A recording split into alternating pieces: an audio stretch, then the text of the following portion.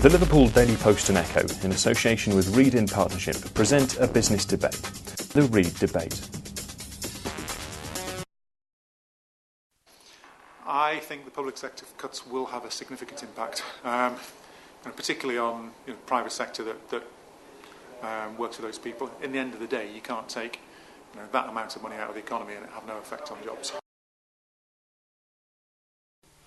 It is, as a sector, I think, technology and online communications as a whole industry is growing, and definitely the SMS and communications marketing sector is growing.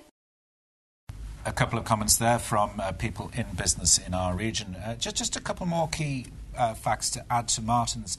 The current rate of unemployment in Liverpool, the number of job seekers signing on in the Liverpool city region is currently 50,000.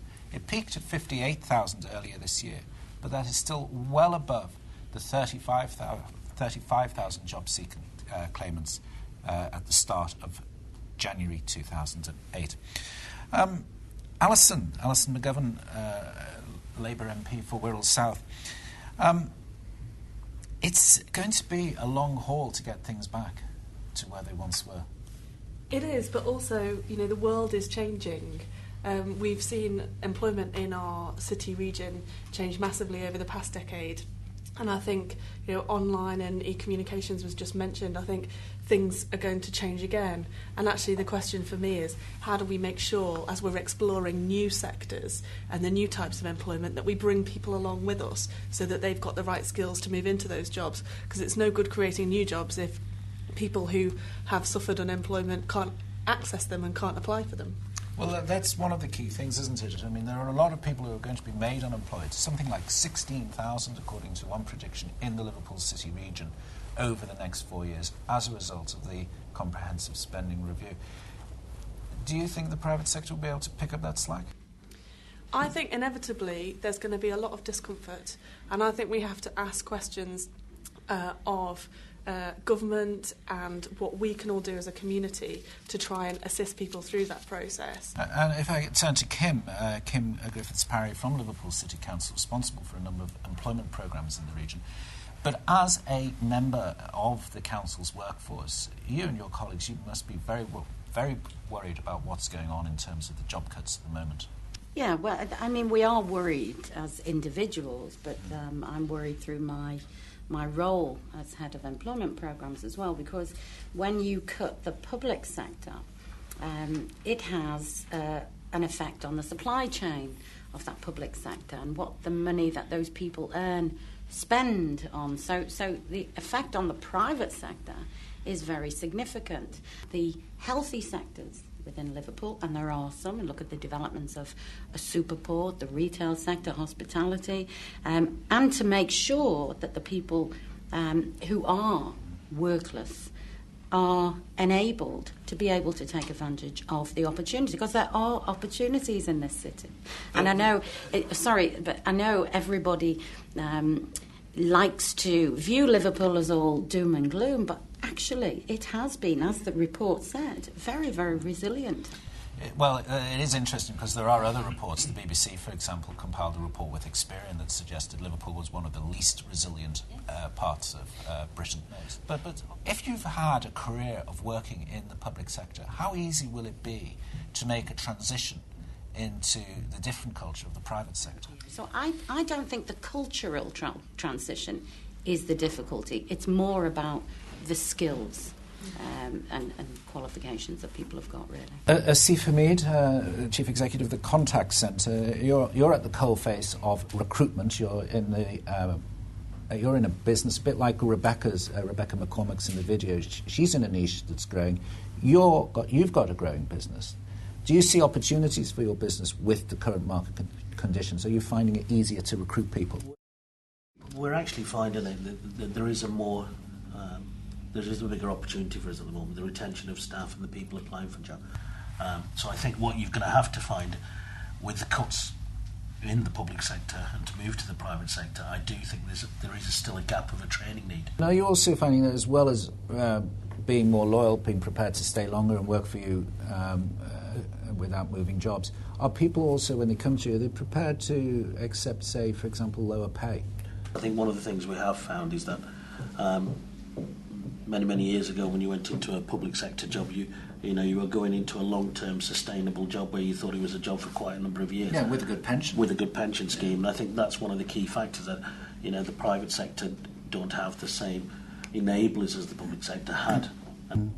Tony Caldera, the Conservatives have come to power and they've really got on straight away with the business of cutting and cutting deeply. They're going too far, aren't they?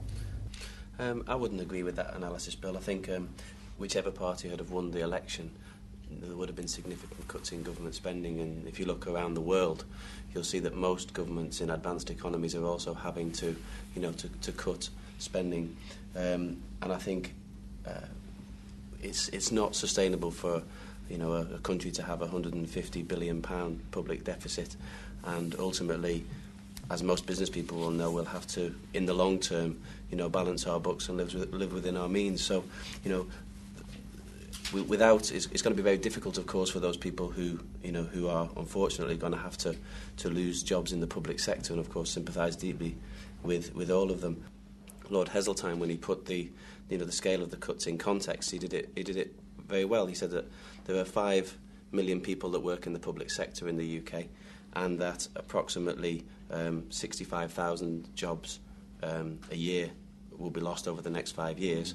There will be 120,000 people a year retiring from the public sector, and also in the private sector, if, say, for example, the private sector were to grow at 2.5%, if the economy were to grow at 2.5% in the year, then the private sector will be creating nearly 500,000 jobs a year for the next few years, all being well, given the latest quote. So it is difficult for the people involved, and there are issues, and I accept that. But the macro figures suggest that we'll end up with a more balanced economy. But the faster growing economies in Europe are economies like Germany, where government has taken a proactive role. Under a right-wing government in Germany, they've still taken a proactive role to stand behind industry.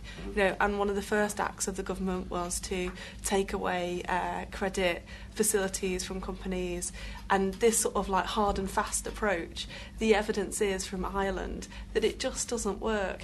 Talking about our city and Germany aside, a lot of those figures that you're quoting from Michael Heseltine there, that job creation, the 500,000 a year, whatever it was, how much of that's going to be in the southeast, and how much of that's going to be up in Merseyside? I would fancy we would not be. I would hope that were the case. I mean, Germany, to take Alison's point, didn't have the same scale of short-term cyclical and structural deficit that the UK had, so their circumstances are slightly different to ours. But because their government has always stood behind their industry. Well, no, because they didn't borrow as much in the good times. But as far as I'm concerned, the important thing is that we get behind the private sector. I'd like to bring in Martin Fallon now from Reed and Employment. And those groups, which found it tough when times were good, are going to find it even harder and be more marginalised in current conditions. Is that not true? And that's a particular problem for this region. There is a structural problem affecting this region, which is essentially the basic lack of skills within the region, which is the issue that needs to be addressed most urgently. There is a significant difference between 4 and 6% in terms of the skill levels, or lack of skill levels, compared to the national average. Ultimately, the impact will be on the people with low skill levels who are not as marketable as those who are moving from others. I think that brings us very neatly to our next video. Take a look at this, and then we'll come back to you for your comments. Well, in Liverpool itself, over the last 3 years, the bed stock in the city has increased by 1,200 rooms. That in itself shows excellent investment into the city, but it also highlights how well the hotel and hospitality sector is developing. And of course, within the hotel itself, we have many aspects of employment.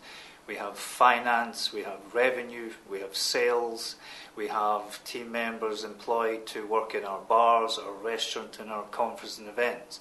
So as far as we're concerned, and the city, that the hospitality sector is performing very well. mean, I'm lucky I'm making a hotel. Look, there's that many hotels now in Liverpool, the jobs are very few and far between. So, yeah, I think it's going to get harder for the young ones as well.